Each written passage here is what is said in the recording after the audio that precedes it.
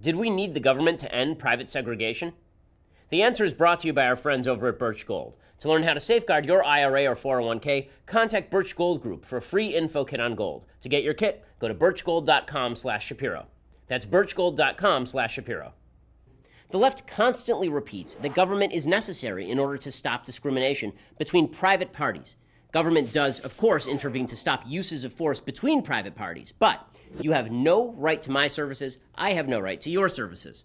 Leftists, however, say that if we don't allow government to intervene in order to force me to serve you, widespread, rampant discrimination will break out. They often cite Jim Crow in defense of this notion. That's nonsense. Segregation was governmentally imposed, not socially imposed. It was the government ensuring that those who would not abide by social racism would be forced to do so. As Black economist Walter Williams states, quote, "Whenever there is a law on the books, one's immediate suspicion should be that the law is there because not everyone would behave according to the law's specifications." In other words, you wouldn't need a law forcing people to eat because everybody eats. But the South did need laws forcing people to racially discriminate because many people didn't want to racially discriminate. Free markets only care about one color, green. Walter Williams continues by talking specifically about Jim Crow. He says, from the 1880s into the 1960s, the majority of American states enforced some form of segregation through what were known as Jim Crow laws. The bottom line is that racists cannot trust free markets to racially discriminate. Racists need the force of government to have success. Two famous examples show how true this is. In February 1960, 4 black students in Greensboro, North Carolina, sat down at the counter at Woolworth's, a segregated restaurant. This was 4 years before the Civil Rights Act forcibly integrated restaurants.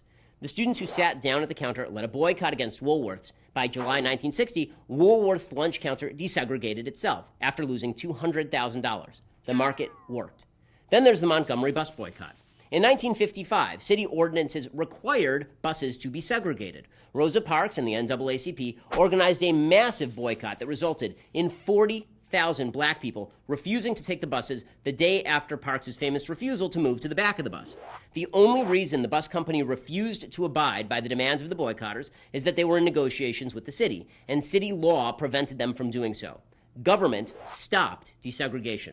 Now, this isn't to claim there aren't racists who would resist tolerance, but it is to say that the market is better at uprooting such discrimination than the government without invading the rights of private business owners to choose their clientele. That's important in a time when leftists think they should dictate how everybody runs their business. Freedom relies on our willingness to tolerate other people running businesses in ways we don't like. After all, they may not like how we run our business either. But if everybody goes running to the government every time a free person exercises freedom in ways they don't like, freedom itself dies. And remember, if you're interested in that free kit about investing in precious metals, head on over to birchgold.com/Shapiro. That's birchgold.com/Shapiro.